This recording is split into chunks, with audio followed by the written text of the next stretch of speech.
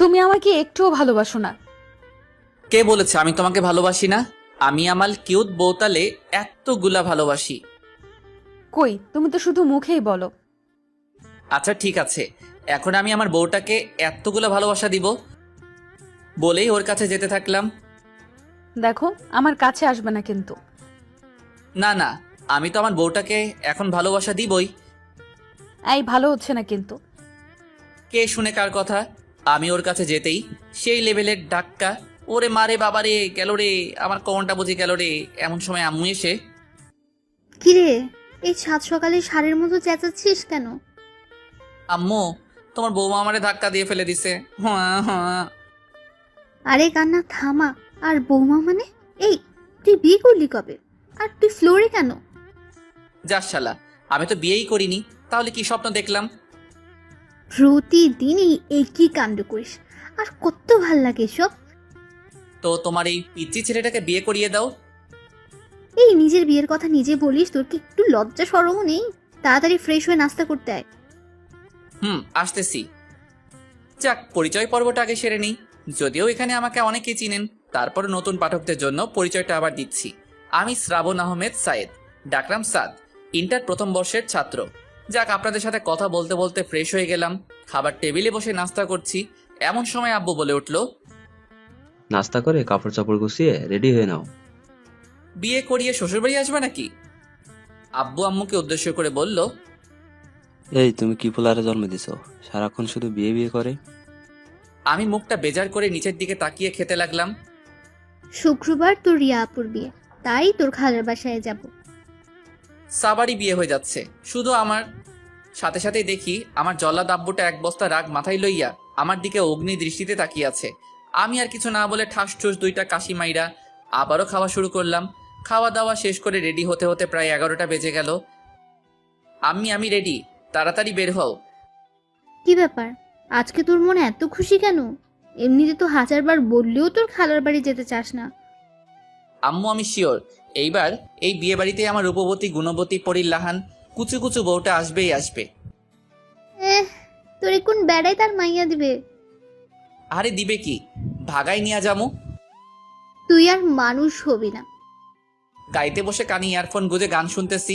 পিড়িতের আগে মিঠা পরে লাগে ঝাল, আমারে দেখলে সেমড়ি মারে দুইটা ফাল। এমন সময় আম্মু গুতা মারলো। কি ব্যাপার, গুতা মারলা কেন?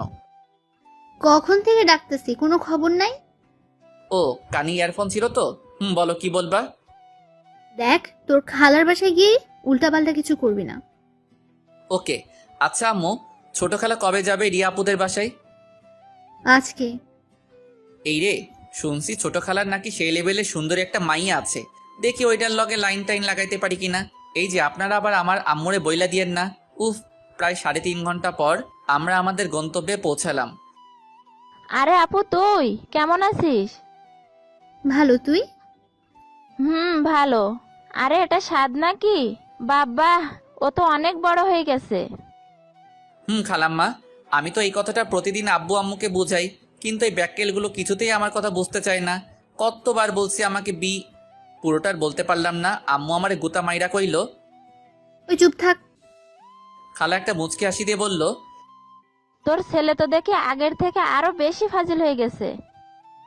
আর বলিস না, সারাক্ষণ শুধু প্যারা দে। তারপর ফ্রেশ হয়ে খাবার খেয়ে আমাকে যেই রুমটা দেওয়া হয়েছে সেই রুমে বসে গান শুনতেছি। এমন সময় আম্মু আমার রুমে আসলো। ওরে আল্লাহরে, সাথে একটা পরিল্লাহান মাইয়া। আম্মা, বউ পাইয়া গেছি। ওই হারামজাদা চুপ থাক, ওটা তোর রিয়া আপু। কথাটা শোনার পরপরই বাংলা সিনেমার নায়কদের মতো আমার মনের ভিতর দুঃখের ঢেউ বইতে লাগলো।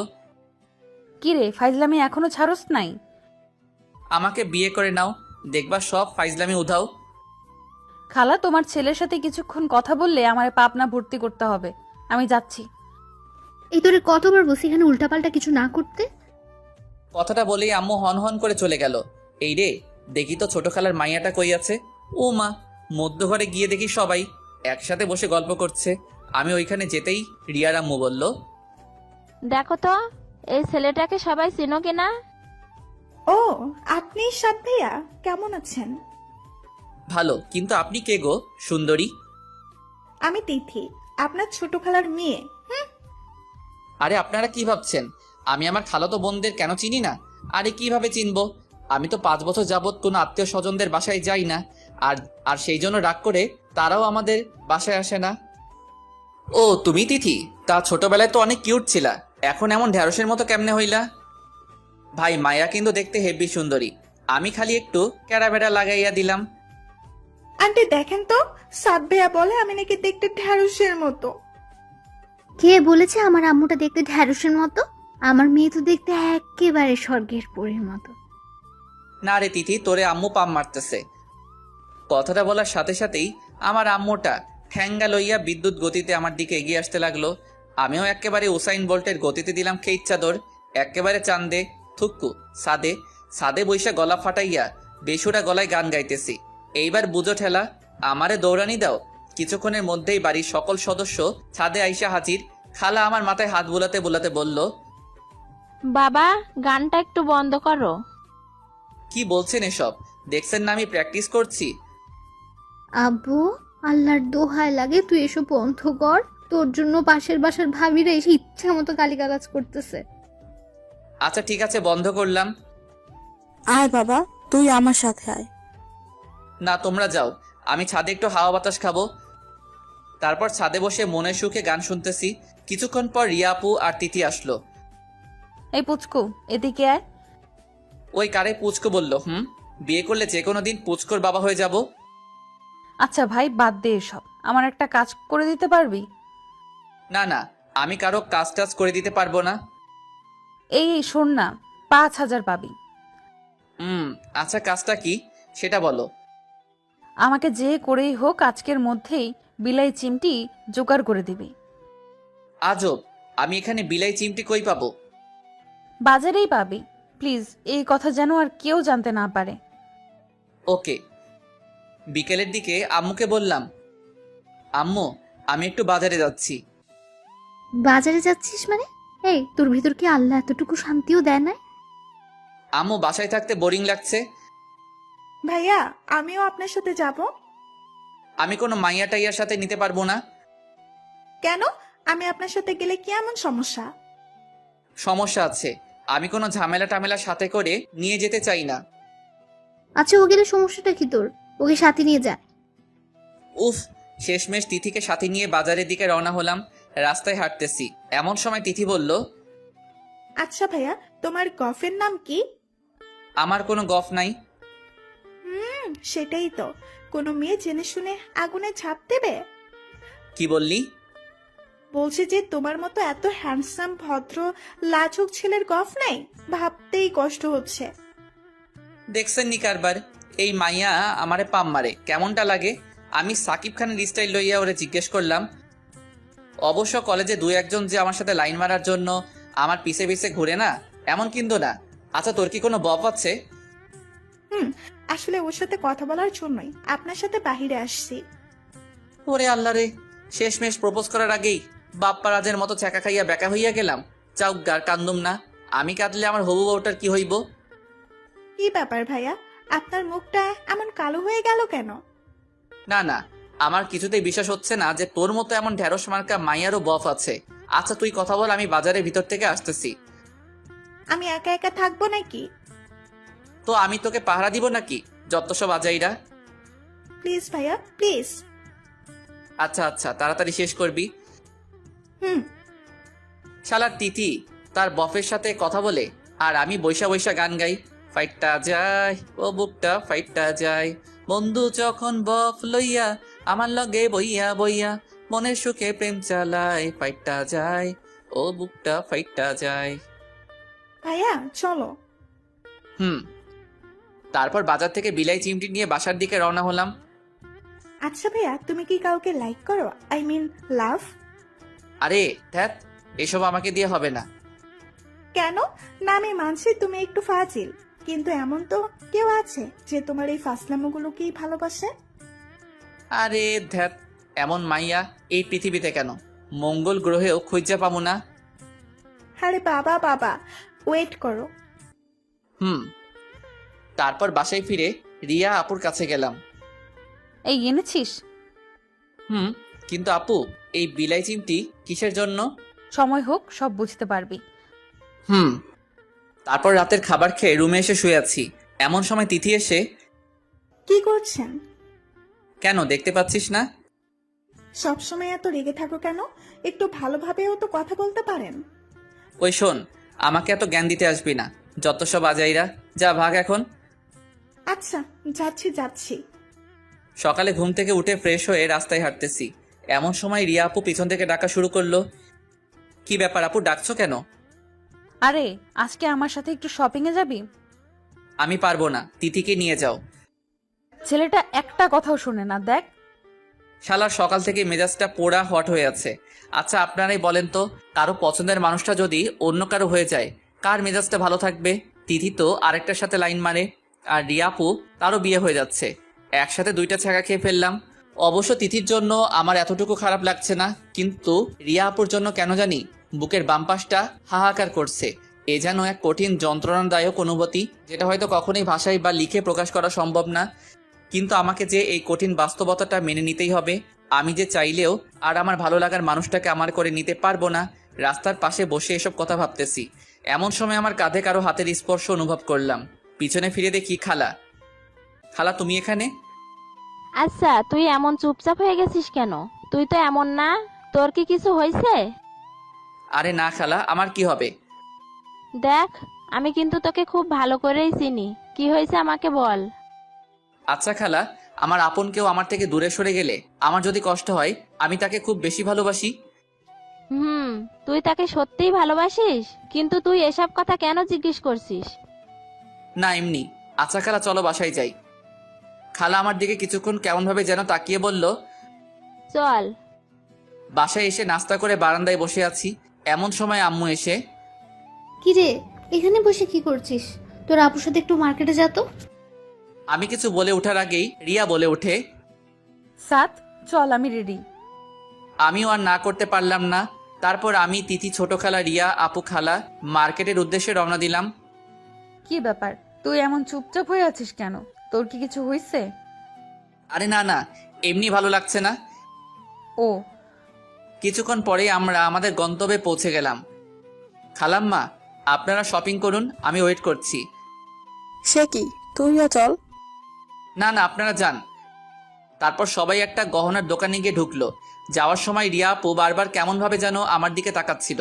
তারপর অনেকক্ষণ অপেক্ষা করার পর আমিও ভিতরে গেলাম সবাইকে উদ্দেশ্য করে। কি আপনাদের হয়েছে? সাত, তুই দেখ না রিয়াকে কোন শাড়িতে ভালো মানাবে। তারপর আমি একটা শাড়ি দেখিয়ে, এই শাড়িটাতে রিয়া আপুকে অনেক ভালো বানাবে। কথাটা বলার পরপরই সবাই আমার দিকে হা করে তাকিয়ে আছে। কি ব্যাপার, তোমাদের পছন্দ হয়নি? না না, পছন্দ হবে না কেন? এটা প্যাকেট করে দিন।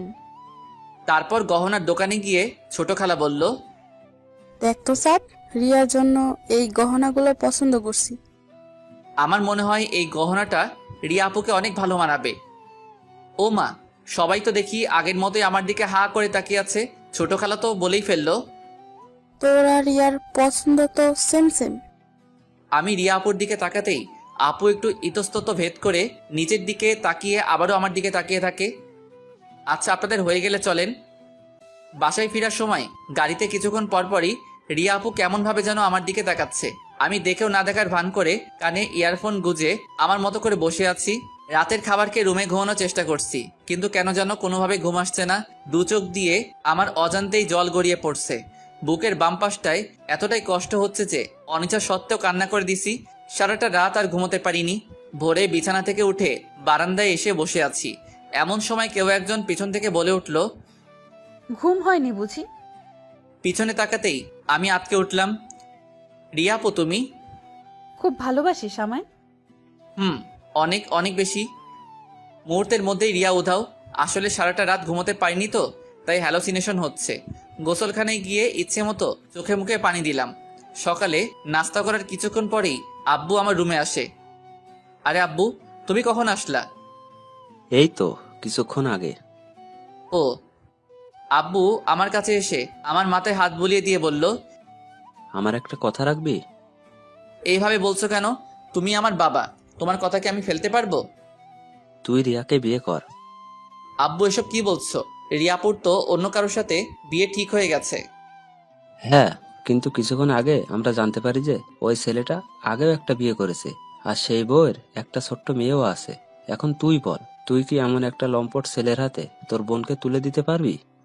হ্যাঁ, কিন্তু উনি তো আমার 4 বছরের সিনিয়র, আর তাছাড়া আমি তো এখন অনেক ছোট্ট। কথাগুলো বলতেছি এমন সময় হঠাৎ আমার চোখ গেল রুমের দরজার দিকে। দেখি রিয়ার আম্মু আব্বু ছোট খালা সহ সবাই দরজার কাছে দাঁড়িয়ে আমার দিকে তাকিয়ে আছে। এই যা, আর বেশি ওভার অ্যাক্টিং করা যাবে না, তাইলে আর আমার বিয়েটা নিচের দিকে তাকিয়ে। আচ্ছা ঠিক আছে, আমি রাজি। পরক্ষণে সবার মনে যেন খুশির বন্যা বয়ে গেল। শুকুর আলহামদুলিল্লাহ। কি আমি বলেছিলাম না, আমার ছেলে আমার কথা ফেলতেই পারবে না। তারপর আম্মু এসে আমাকে পাঞ্জাবি সহ বিয়ে করতে যা যা কাপড় চোপড় লাগে তা দিয়ে বলল, আব্বাজান তাড়াতাড়ি রেডি হয়ে নেন। হুম। তারপর আম্মু চলে গেল, আর আমি রুমের দরজা লাগিয়ে, হেই, লুঙ্গি ড্যান্স, লুঙ্গি ড্যান্স, লুঙ্গি ড্যান্স, লুঙ্গি ড্যান্স। ওই মিয়ারা, আপনারা হাসেন কেন? আরে আপনারাও নাচেন, আর আমি যাই রেডি হইয়া বিয়াটা কইরা লাই। অবশেষে অনেক অনেক ন্যাকামি ও অনেক কাহিনীর পর বিয়াটা সম্পূর্ণ হইল, আর আমিও বউ লইয়া বাড়ির উদ্দেশ্যে ভাগা দিলাম। বাড়িতে পৌঁছাতে রিয়াকে নিয়ে সবাই ব্যস্ত হয়ে গেল। শালার আমার যেন কোনো দামই নাই। অবশেষে এক বদনা দুঃখে মনে লইয়া উসাইন বোল্টের গতিতে একেবারে ছাদে, কিছুক্ষণ পরে ছাদে কয়েকটা পোলাপাইন আসার আভাস পাইলাম। এইরে আমি শেষ। এই হারামিগুলো কেমনে খবর পাইলো? কি রে নিমুখারাম, বিয়ে করে ফেললি? একবার জানানোর প্রয়োজনটা মনে করলি না? তো তোদের কে খবর দিছে? আন্টি, আরে বেটা, খবর দিবে কেন? ও তো এখন বউ পেয়ে গেছে, এখন কি আর আমাদের প্রয়োজন আছে? আব্বে হালা থামবি তোরা? আমি দুঃখের ঠেলায় বাসি না, আর তোরা মজা লস। ওই মজা লই মানে? হারামি কোথাকার, একা একা বিয়ে করে ফেলেছিস? আমি কি করব? আম্মু আব্বু জোর করে করাই দিছে। আচ্ছা, ওসব বাদ, আমাদের ট্রিটটা দিয়ে দে। আমরা তোকে নিজ দায়িত্বে বাসর ঘরে ঢুকিয়ে দিচ্ছি। ট্রিট মানে কিসের ট্রিট? ওমা কি বলে? আমরা এত কষ্ট করে ওর বাসর ঘর সাজালাম, আর এখন বলে কিসের ট্রিট? এই যা, তোরা ছাড়া আমার কে আছে বল? আমার কোনো প্রয়োজনে তো তোরাই এগিয়ে আসবি, তাই না? দেখ, এখন আরো এসব পামটাম মেরে কাজ হবে না, তাড়াতাড়ি ওইটা বের কর। উফ, অবশেষে অনেক পামটাম মাইরাও কোনো লাভ হলো না। পকেট আমার ফাঁকা করে তবেই ছাড়লো। প্রায় 12টার দিকে হারামিগুলো আমাকে এক প্রকার জোর করেই বাসর ঘরের সামনে নিয়ে গেল। এই যে মিস্টার, যেভাবেই হোক বিড়ালটা কিন্তু মায়েরেন। তারপর হারামিগুলো আমাকে ধাক্কা দিয়ে বাসর ঘরে ঢুকিয়ে দিয়ে বাইরে থেকে দরজা লক করে দিল। উফ, কি মুসিবতে পড়লাম রে বাবা। 10 মিনিট ধরে দাঁড়িয়ে আছি, উনার কোনো রেসপন্সই নাই। শালার আমারে সালামটা পর্যন্ত করলো না, মনে হয় টের পাই নাই। ঠাস ঠুস 2টা কাশি মারলাম, তাও লাভ হলো না। যাউগা, যা হবার হবে। আমি কিছুটা ভয়ে ভয়ে ওর কাছে গেলাম। ঘুমটা সরাতেই জোরে চিৎকার, মা গো, বাবা গো, বাঁচাও, ভূত ভূত। এমন সময় রিয়া আমার মুখ চেপে ধরে। ওই চিল্লাস কেন? ও তুমি? তা এমনভাবে তাকাইছিলা কেন? তো কেমন ভাবে তাকাবো রে? ওই তুই আমাকে বিয়ে করলি কেন? বিয়ে করলাম কেন মানে? এই তোমার বিয়ে ভেঙে গেছিল, আর আমি তোমাকে করে তোমার এবং তোমার পরিবারের সম্মান রক্ষা করছি। আইসে, এই তুই জানিস আমি কত কষ্ট করে এই বিয়েটা ভাঙছি, আর তুই আমার সব কষ্টগুলা মাটি করে দিলি। কি? তুমি বিয়ে ভাঙছো? কিন্তু কেন? সেটা তোকে বলবো কেন? আচ্ছা, যা হবার তা তো হয়ে গেছে, প্লিজ ওসব ভুলে যাও। কি হয়ে গেছে? এখনো কিচ্ছু হয় নাই, আর ভুলে যাব মানে? এই তো তুই কাছে আসছিস কেন? তো কি করব? দেখ, ভালো হচ্ছে না কিন্তু, তুই আমার কাছে আসবি না। আসলে কি করবা? এই ভালোই ভালোই বলতেছি, দেখ আমাকে ছুবি না। এই বিলাই চিমটি লাগিয়ে দিব কিন্তু। এক লাফে ওর থেকে দূরে সরে গিয়ে, এই না। আচ্ছা, তুমি বাসর করে বিলাই চিমটি নিয়ে আসছো কেন? নিয়ে আসবো না তো কি করব? আমি তোকে খুব ভালো করেই জানি, তুই একটা ফাজিলের হাড্ডি। তোকে এমনিতে সোজা করা যাবে না, তাই মেডিসিন নিয়ে আসছি, বুঝলা বাবু? আচ্ছা ঠিক আছে, আমি তোমার কাছেও আসবো না, তোমাকে ছুবও না। প্লিজ ওটা ফেলে দাও, আমি ঘুমাবো। এই খাটে আসছিস কেন? যা নিচে গিয়ে ঘুমা। আমি নিচে ঘুমাতে পারি না। তাহলে বিলাই চিমটি মারি? প্লিজ না। আচ্ছা, নিচেই ঘুমাচ্ছি। হাইরে কপাল, বাসরাতে মানুষ বউয়ের আদর খায়, আর আমি নিচে শুয়ে মশার কামড় খাচ্ছি। ভাবি গো, আমি তোমাদের কথাটা রাখতে পারি নাই, আমি বিড়ালটা মারতে পারি নাই গো। আও আও। এই চুপ করবি নাকি বিলাই চিমটি মারবো? না না, থাক। অবশেষে এক বস্তা দুঃখ মনে লইয়া মশার সাথে যুদ্ধ করতে করতে ঘুমিয়ে পড়লাম। সকালে রিয়ার ডাকে ঘুম ভাঙলো। আম্মু, আর একটু ঘুমাতে দাও তো। ওই, আমি তোর আম্মু হই? ও তো তুমি? তাড়াতাড়ি উঠে ফ্রেশ হয়ে নাও। যা শালা, তুই থেকে তুমি? এখন থেকে তোকে তুমি করেই বলবো। সত্যি আপু? এই আপু বললি কেন? তো কি বলবো বউ? না, নাম ধরে ডাকবা। কথাটা বলেই ও চলে যেতে লাগলো। আপু শুনো, থুক্কু, রিয়া, বলো। বলছি যে তার মানে তুমিও আমাকে সামথিং সামথিং? জি না, আমি আপনাকে কোনো দিনও না। আমি চাই না আমাদের মধ্যে যে দূরত্বতা সেটা অন্য কেউ জানুক। ধ্যাত, ভালো লাগে না। তোমার যা খুশি করো গিয়ে। ফ্রেশ হয়ে নাস্তা করতেছি। কিরে আজকে এত চুপচাপ? এখন থেকে চুপচাপই থাকবো। আব্বু কান খোঁচাতে খোঁচাতে বলল, কি কি বললি শুনতে পাইনি। আব্বু খাও তো। তোদের জন্য একটা সারপ্রাইজ আছে। সারপ্রাইজ? কি সারপ্রাইজ আব্বু? এই মাসে 15 তারিখে তোরা হানিমুনের জন্য পাশের রাষ্ট্রে নোয়াখালী যাচ্ছিস। ওরে কিপটার ঘরে কিপটারে, শেষমেশ এটাও শোনার বাকি ছিল। রিয়া তো হাসবে না কাঁদবে কিছুই বুঝতেছে না। ও আমার পায়ে একটা খুঁচা মেরে ইশারায় জিজ্ঞেস করলো, এসব কি? পরক্ষণে আব্বু বলে উঠল, আরে তোরা এমন হয়ে আছিস কেন? আরে আমি তো মজা করছিলাম, তোরা নিউ ইয়র্ক যাচ্ছিস। ওরে আল্লাহ রে, আমার তো খুশির ঠেলায় মন চাইতেছে কাইন্দা লাইতাম। তারপর খাওয়া দাওয়া শেষ করে নিজের রুমে এসে বসে আছি। কি ব্যাপার? আব্বু এত খুশির একটা সংবাদ দিল আর তুমি মন খারাপ করে বসে আছো? মন খারাপ করব না তো কি করব? ওইখানে গিয়ে আঙুল চুষবো? আরে কি বলো, তুমি জানো এখানে কত সুন্দর সুন্দর জায়গা আছে? এখানে গেলে এমনিতেই মন ভালো হয়ে যাবে। ওইখানে মানুষ ঘোরার জন্য যায়, যায় অন্য কিছু করতে। তার মানে তুমি যাবে না? না, যাব না। তাহলে আমি আম্মুর কাছে গিয়ে বলতেছি। যাও যাও। কিছুক্ষণ পর আম্মু এসে, কি রে সাদ, তুই নাকি রিয়াকে নিয়ে হানিমুনে যেতে চাচ্ছিস না? আম্মু, আপনার ছেলে আমাকে একটুও ভালোবাসে না, আমাকে শুধু দূরে ঠেলে দেয়। ওরে আল্লাহ রে, আমার 1 বোতল হারপিক দে, খাইয়া মইরা যাই। রিয়া, তুমি এসব কি বলতেছো? আম্মু শুধু এতটুকুই না, আমি ওর কাছে যেতে চাইলেই শুধু আমাকে বকা দেয়। বইলাই সে কি কান্না রে ভাই। ওয়া ওয়া, আমিও দুঃখের ঠেলায় অক্ষরে কাইন্দা লাইছি। ওরে এত আবেগ ক্যারে, ক্যারে এত আবেগ। দেখ সাদ, আর দ্বিতীয়বার যেন ওর মুখে এসব কথা শুনতে না হয়। তারপর আম্মু চলে গেল। রিয়া মুচকি এসে, কি ব্যাপার, কেমন দিলাম? আমি কিছু না বলে বাইরে চলে আসলাম। রাস্তায় বসে হাঁটতেছি আর ভাবতেছি, শালার বিয়ের আগেই তো কত ভালো ছিলাম। আগে জানতাম বিয়ে করলে এত প্যারা সইতে হইবে, তাইলে শালার হাঙ্গাই করতাম না। রাস্তায় হাঁটতেছি আর গান গাইতেছি, আগে যদি জানিতাম তবে বিয়ে নাহি করিতাম, এই জ্বালায়ার প্রাণে সহে না। ও এই জ্বালায়ার প্রাণে সহে না। ওহো সাদ, সাদ, সাদ রে, কিসের আশায় বিয়ে করলি রে তুই? এমন সময় রুবেলের কল। কিরে, কই তুই? বাসায়, তুই কই? বাজারের দিকে যাচ্ছি, তুই একটু আয় তো। আচ্ছা আমি আসতেছি। তারপর রুবেলের সাথে কিছুক্ষণ আড্ডা দেওয়ার পর বাসায় ফিরলাম।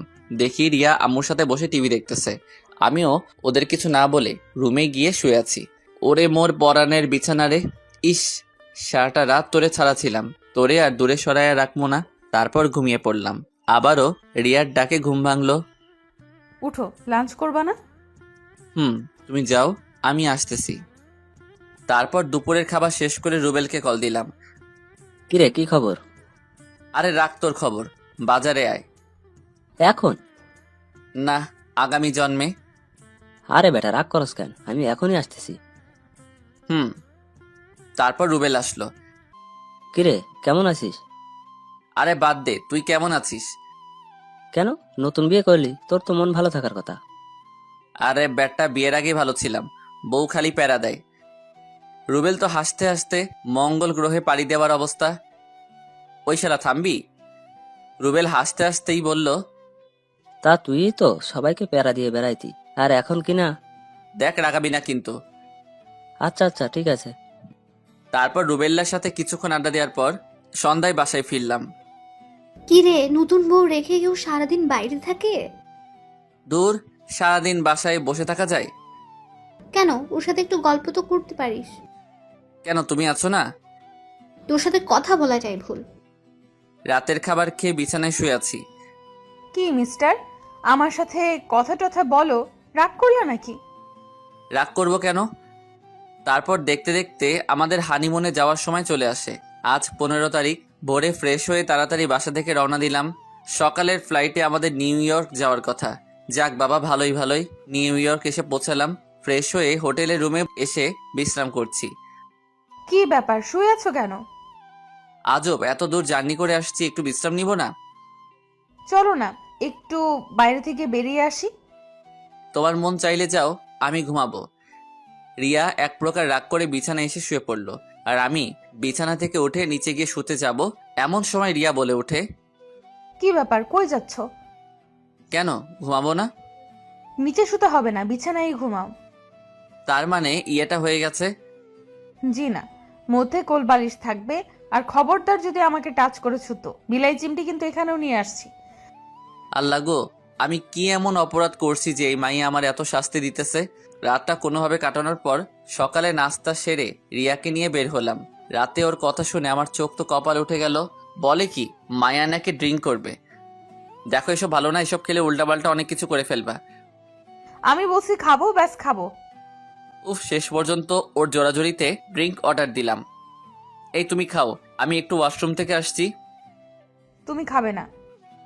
না, আমি ওসব খাই না। তারপর ওয়াশরুম থেকে ফিরতেই রিয়া আমার কাছে এসে আমাকে জড়িয়ে ধরলো।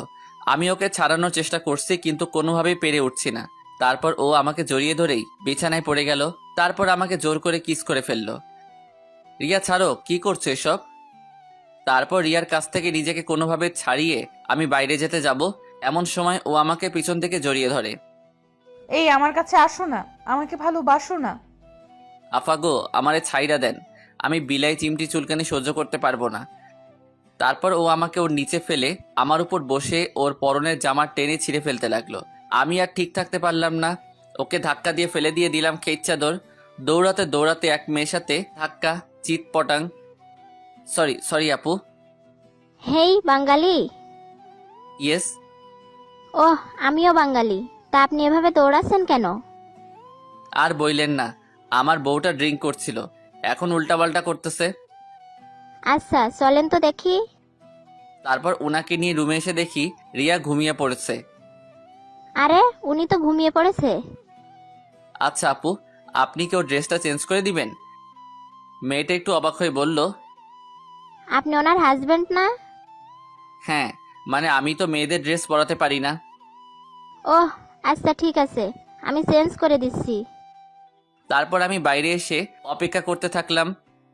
হয়ে গেছে। থ্যাঙ্কস। আরে, এতে থ্যাঙ্কস দেওয়ার কি আছে? আমরা এই সামনের রুমটাতে উঠেছি। ভাবিকে কালকে আমাদের সাথে পরিচয় করিয়ে দেবেন, অনেক খুশি হব। অবশ্যই।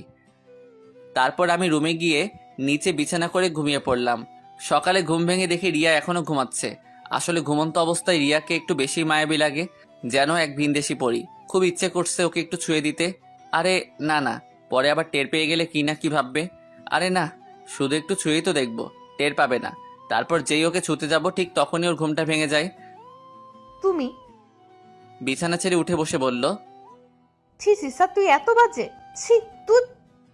এসব বলতেছে ঠিক তখনই ও খেয়াল করে দেখে যে ওর ড্রেস চেঞ্জ করা, আর সাথে সাথেই ঠাস। আমি গালে হাত দিয়ে ওর দিকে বোকার মতো তাকিয়ে আছি।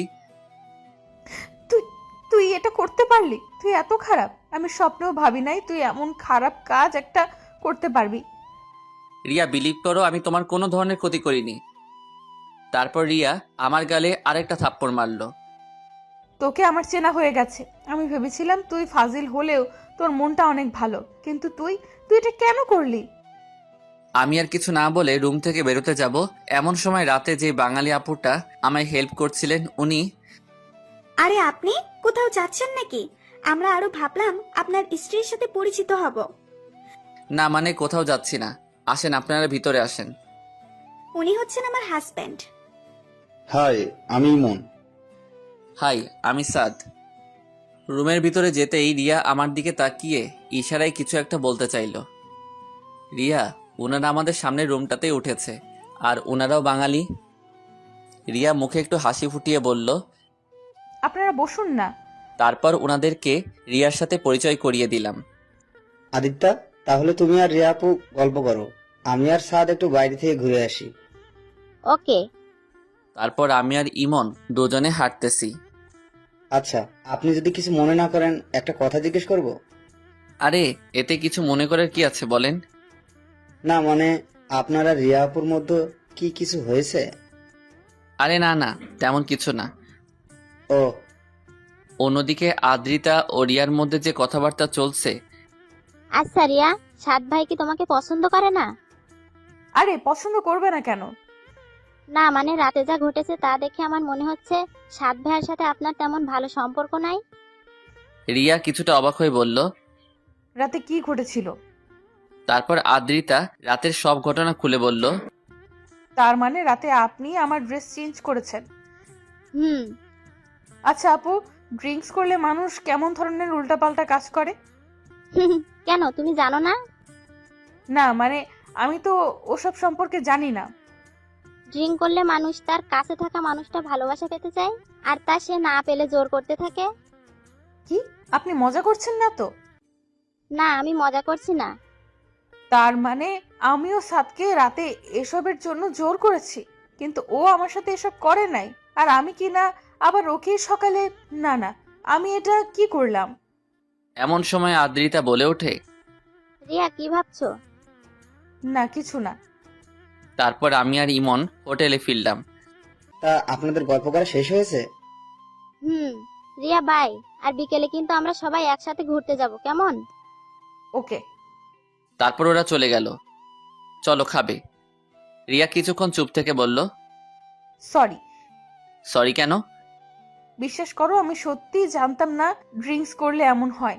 আদ্রিতা আপু আমাকে সব বলেছে। আচ্ছা ঠিক আছে, বাদ দাও এসব, চলো নাস্তা করব। রিয়া অসহায়ের মতো বলল।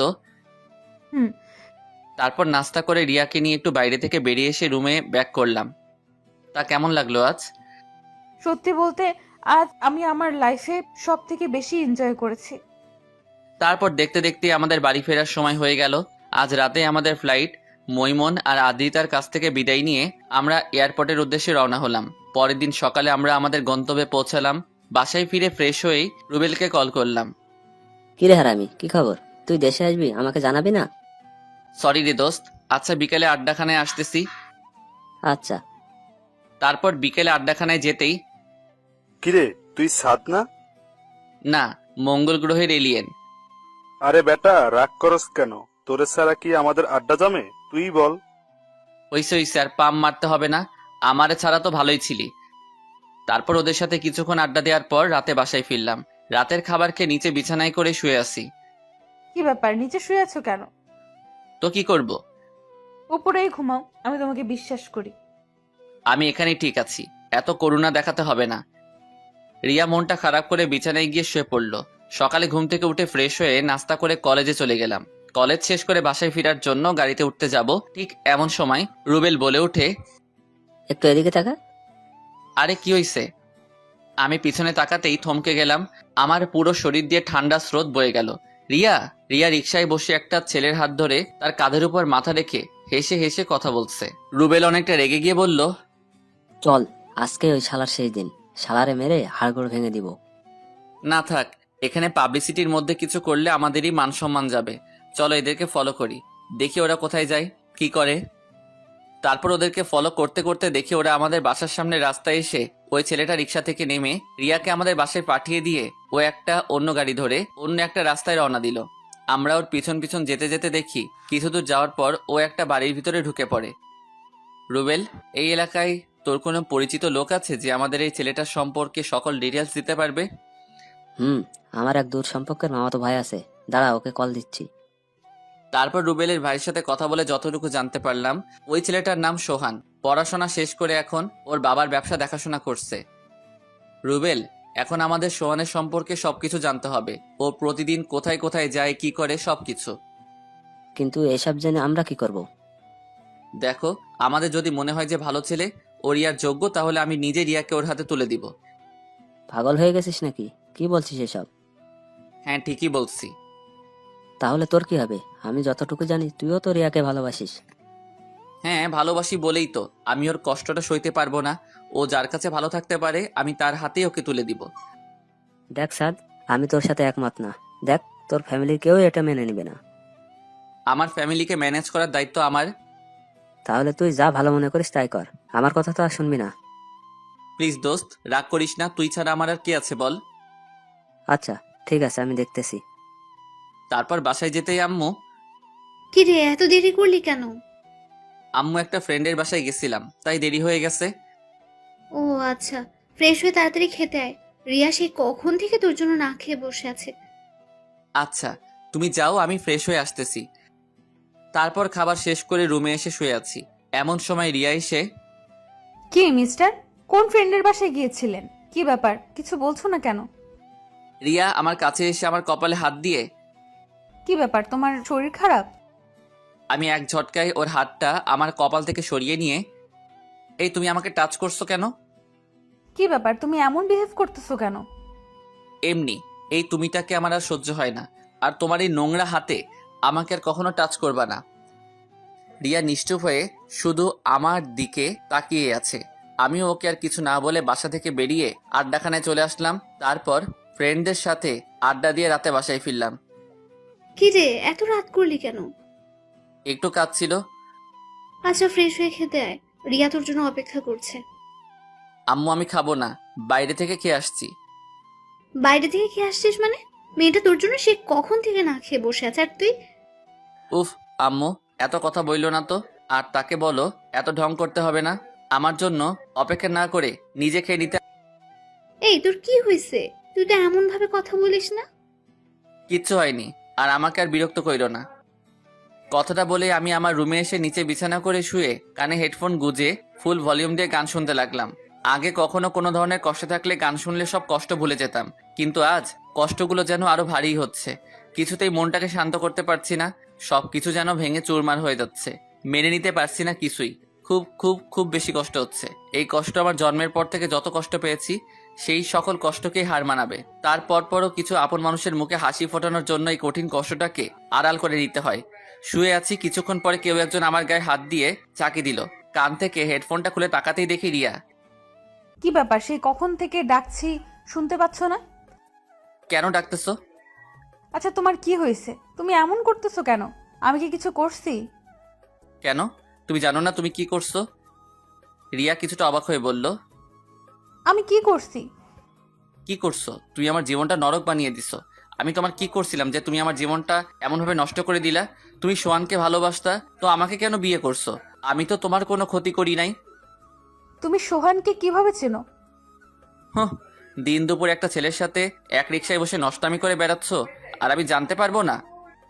দেখো, তুমি আমাকে যা খুশি বলো, কিন্তু আমাদের ভালোবাসাকে নষ্টামি বলবা না। ভালোবাসা? তা আমাকে বিয়ে করার সময় কই ছিল তোর এই ভালোবাসা? দেখো, আমার আর সোহানের রিলেশনের প্রায় 3 বছর, আর আমি এই জন্যই এই বিয়েটা ভাঙছি, কিন্তু তুই এসে আমাদের সব প্ল্যান নষ্ট করে দিছিস। হ্যাঁ, আমি তোমাকে না জিজ্ঞেস করে তোমাকে বিয়ে করে নিছি, কিন্তু তুমি তোমার ফ্যামিলিকে সম্মতি না দিলে ওনারা কি জোর করে তোমাকে আমার সাথে বিয়ে দিছে? কি ব্যাপার, চুপ করে আছো কেন? আচ্ছা ঠিক আছে, ওসব বাদ দিলাম। তা তুমি বিয়ের পরও তো বলতে পারতা যে তোমার একটা রিলেশন আছে, আমি নিজে তোমাকে তার হাতে তুলে দিয়ে আসতাম। চেষ্টা করছি, কিন্তু ভয় বলতে পারিনি। ভয়? তোমার আবার ভয়? তোমার কথা শুনে না সত্যি আমার খুব হাসি পাচ্ছে। যেই মেয়ে প্রকাশ্যে দিবালোকে নিজের বরকে রেখে অন্য একটা ছেলের সাথে এক রিকশায় বসে নষ্টামি করে বেড়ায়, তার আবার ভয়? দেখো, আমি আগেও বলছি ওর সাথে আমার অনেক আগে থেকে সম্পর্ক ছিল, আর আমরা দুজন দুজনকে ভালোবাসি, আর আমাদের ভালোবাসাকে নষ্টামি বলে অপমান করবা না। অপমান? তা তোমার এই ভালোবাসাটা যখন সমাজের কাছে প্রকাশ হয়ে যাবে, তখন যে আমার ফ্যামিলিকে সমাজের সবাই আঙুল দেখিয়ে কথা বলবে, সেটার দায়ভার কে নেবে? সমাজের সবাই তখন আমাদেরকে অপমান করবে না? কি ব্যাপার, চুপ করে আছো কেন? দেখো, যত তাড়াতাড়ি সম্ভব আমি আমাদের ডিভোর্সটা করিয়ে নেব। তখন তুমি তোমার ভালোবাসার মানুষের কাছে চলে যেও, আমি তোমাকে আটকাবো না। কিন্তু তার আগে যদি ভুল করেও সোহানের সাথে যোগাযোগ করার চেষ্টা করছো, তো তুমি আমার জঘন্যতম রূপটা দেখতে পাবে। অনেক রাত হইছে, ঘুমিয়ে পড়ো। কোনোভাবেই ঘুমাতে পারছিলাম না, তাই মধ্যরাতের দিকে বারান্দায় বসে আছি। এমন সময় আমার কাঁধের উপর কারো হাতের স্পর্শ অনুভব করলাম। পিছনে ফিরতেই দেখি আম্মু আর পাশেই আব্বু দাঁড়িয়ে আছে। আরে তোমরা এখনো ঘুমাওনি? বাবা, তোর কি খুব কষ্ট হচ্ছে? বলেই আম্মু কেঁদে দিল। আম্মু এসব কি বলতেছো? আমার কষ্ট হবে কেন? আর তুমি কান্না করতেছো কেন? আব্বু আমার কাছে এসে আমার মাথায় হাত বুলিয়ে দিয়ে বলল, আমি বোধহয় তোর জীবনটা নষ্ট করে দিলাম, তুই আমাকে ক্ষমা করে দিস। আব্বু এসব কি বলতেছো? কোনো মা বাবা কি তার সন্তানের খারাপ চায়? আসলে সব দোষ আমার এই কপালটার। ভাগ্যকে তো আর উল্টানোর ক্ষমতাটা আমাদের কারোরই নেই। আচ্ছা, অনেক রাত হয়েছে, চলো ঘুমাবা। আর আমি ঘুমিয়ে পড়ছি। তারপর আব্বু আম্মুকে তাদের রুমে রেখে এসে আমি আমার রুমে এসে একটা সিগারেট বের করলাম। আসলে বন্ধুদের থেকে বিদায় নেওয়ার পর লুকিয়ে 3 প্যাকেট সিগারেট নিয়ে আসছি। ওরা জানলে হয়তো সেটা আনতে পারতাম না। জীবনে প্রথমবার সিগারেট খাচ্ছি। প্রথম টান দেওয়ার সাথে সাথেই কাশতে কাশতে বমি করে দিছি। তারপর ওয়াশরুমে গিয়ে ফ্রেশ হয়ে চোখে মুখে ইচ্ছা মতো পানি দিয়ে সিগারেট নিয়ে ছাদে গেলাম। 2 হাতে 2টা সিগারেট ধরিয়ে ইচ্ছে মতো টানতে থাকলাম। শুনেছি নেশা করলে নাকি কষ্টগুলো ভুলে থাকা যায়, কিন্তু আমার কষ্ট যেন আরো বেড়েই চলেছে। একসময় আমার বন্ধুরা শখের বসে সিগারেট খেলে আমি তাদেরকে বকাঝকা করতাম, বারণ করতাম, কিন্তু আজ এই আমি আমাকে বারণ করতে পারছি না। মাথাটা প্রচণ্ডভাবে ঘোরাচ্ছে, খুব ঘুম ঘুম পাচ্ছে। হয়তো এই ঘুম আর নাও ভাঙতে পারে। সুন্দর সকালটা হয়তো আর নাও দেখতে পারি। ভোরে কোনো কিছুর ঝুমঝুম আওয়াজে ঘুম ভাঙল। এ কি, আমি তো পুরো ভিজে গেছি। তার মানে এতক্ষণ বৃষ্টির শব্দটাই আমি পাচ্ছিলাম।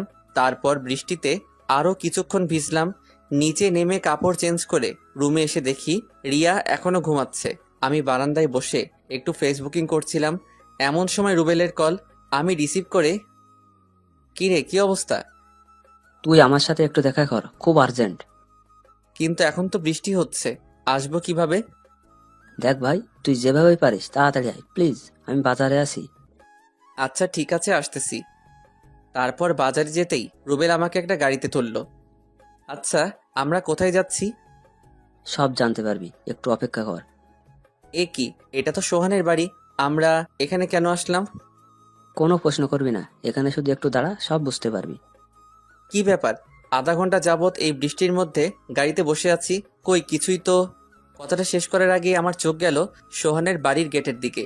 এ কি, এসব আমি কি দেখছি? আমি আমার নিজের চোখটাকেও বিশ্বাস করতে পারছি না। সোহান একটা মেয়ের কাঁধে হাত দিয়ে ওর সাথে হাসতে হাসতে কথা বলতেছে।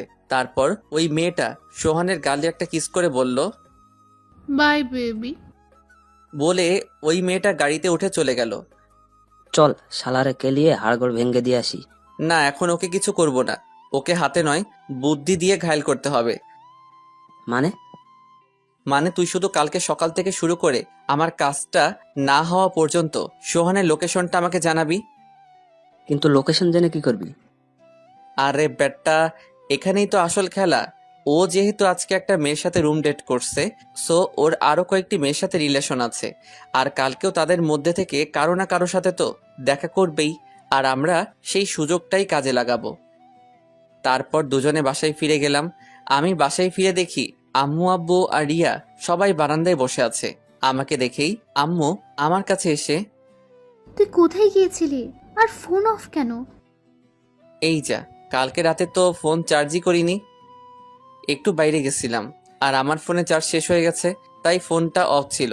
কি ব্যাপার, তোমরা এত টেনশন করতেছো কেন? আমি কি এখনো ছোট খোকা যে হারিয়ে যাব? আচ্ছা, ফ্রেশ হয়ে খেতে আয়। তোমরা যাও, আমি আসছি। তারপর সবাই একসাথে বসে নাস্তা করলাম। নাস্তা শেষ করে রুমে এসে রিয়াকে বললাম, রিয়া, কালকে ঘুরতে যাবা? রিয়া একটু আশ্চর্য হয়ে বলল, তুমি ঠিক আছো তো? কেন, আমাকে দেখে কি অন্য কিছু মনে হচ্ছে নাকি? না, ঠিক তা না।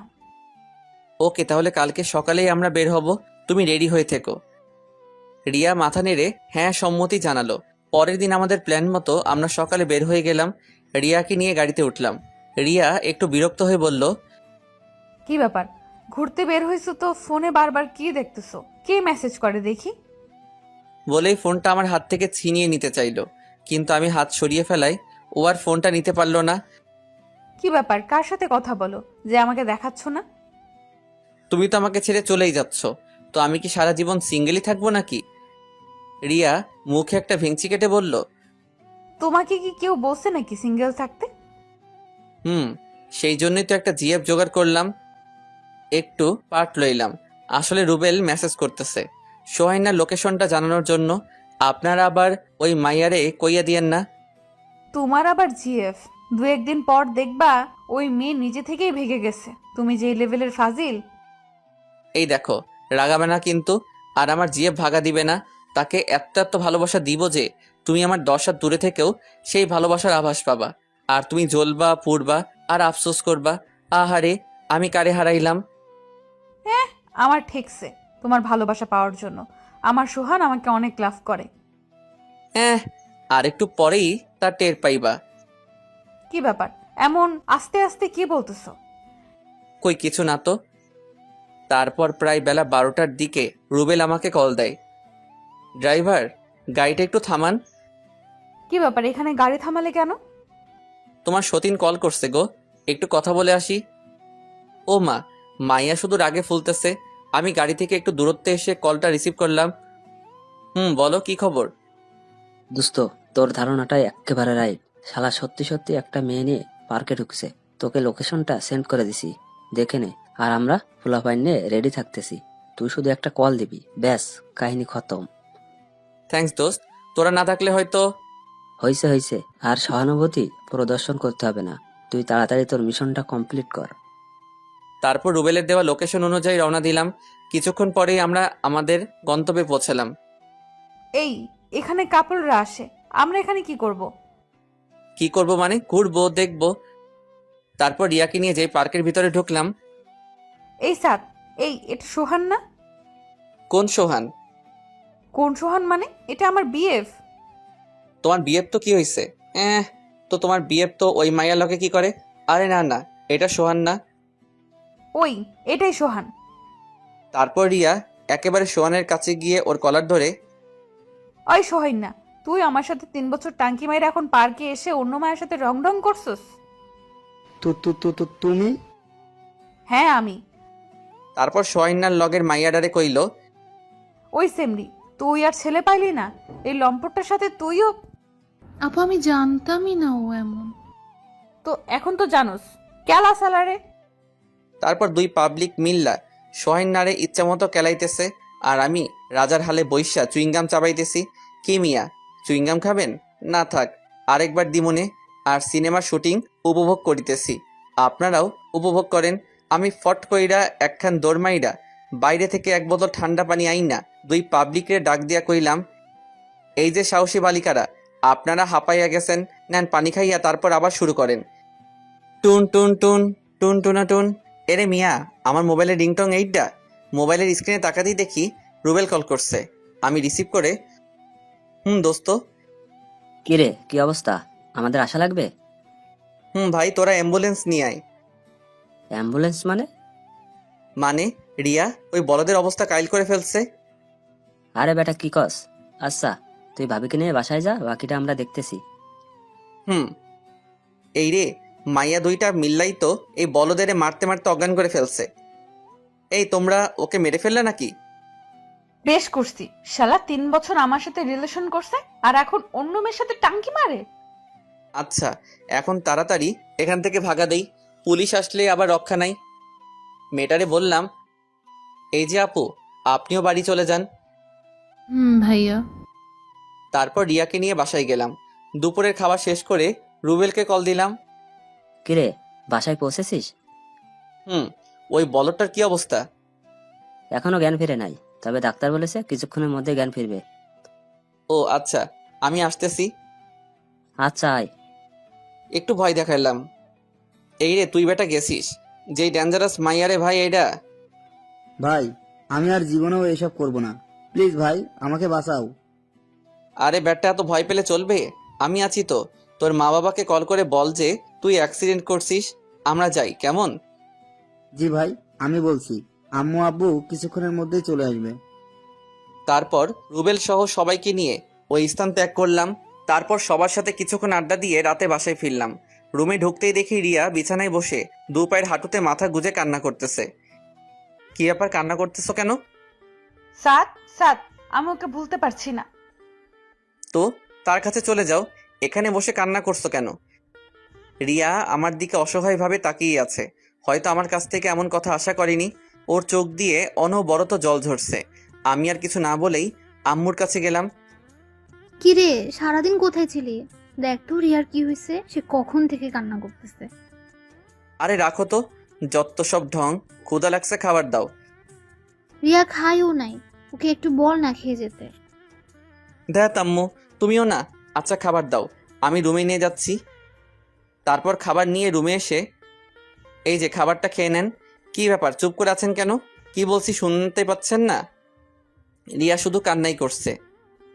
এই, তুমি কার জন্য কান্না করতেছো? যে তোমাকে কোনোদিন ভালোই বাসিনি, সে তো তোমাকে ছাড়া দিব্যি ভালো আছে। তাহলে তোমার সমস্যাটা কোথায়? কথা বলার সাথে সাথেই ও আমার থেকে খাবারের প্লেটটা নিয়ে চোখ মুছে খাবার খাওয়া শুরু করলো। কি মেরে বাবা! তারপর খাবার শেষ করে আমি নিচে বিছানা করে শুয়ে আছি। আমায় ভালোবাসো? না। আমি জানি মিথ্যা বলতেছো, তুমি শুধু আমাকেই ভালোবাসো। দেখো, আমি মিথ্যা বলতেছি না, যা সত্যি তাই বলছি। হ্যাঁ, তবে একসময় বাসতাম, কিন্তু এখন না। কেন? আমি এখন তাহিয়াকে লাভ করি। এমনিতে একটা নাম বলে দিলাম আর কি। তাহিয়া? তাহিয়া আবার কি? তুমি মিথ্যা বলছো। না, এটাই সত্যি। আর আমি তাহিয়াকে কিছুদিন পরে বিয়ে করব। রিয়া আর কিছু বলল না, শুধু অসহায়ভাবে আমার দিকে তাকিয়ে আছে। তারপর আমি কানে ইয়ারফোন গুঁজে গান শুনতে শুনতে কখন যে ঘুমিয়ে গেছি তার খেয়াল নেই। মাঝরাতে ঘুমটা ভেঙে আমার বুকের উপর ভারী কিছু অনুভব করলাম। ডিম লাইটের আলোতে বুঝতে পারলাম এটা রিয়া। আমি ওকে ডাক দিলাম। দু একবার ডাক দেওয়ার পর রিয়া জেগে ওঠে। কি ব্যাপার, ডাকতেছো কেন? ডাকতেছি কেন মানে? এসব কি? আর তুমি নিচে কেন? রিয়া আমাকে শক্ত করে জড়িয়ে ধরে। আমি আমার বরকে ভালোবাসি, তাতে কার কি? দেখো ছাড়ো। আর বর মানে? কয়েকদিন আগেও তো আমাকে সহ্য করতে পারতা না। কে বলছে? তুমি এমন একটা ছেলে যে কোনো মেয়ে কয়েকদিন তোমার কাছে থাকলে তোমার প্রতি দুর্বল হয়ে পড়বে। দেখো, আমি ছোট হতে পারি কিন্তু অবুঝ না। কই, এতদিন তো আমাকে ভালোই বাসতা না, আর এখন এত ভালোবাসা কোত্থেকে উতলাই উঠতেছে।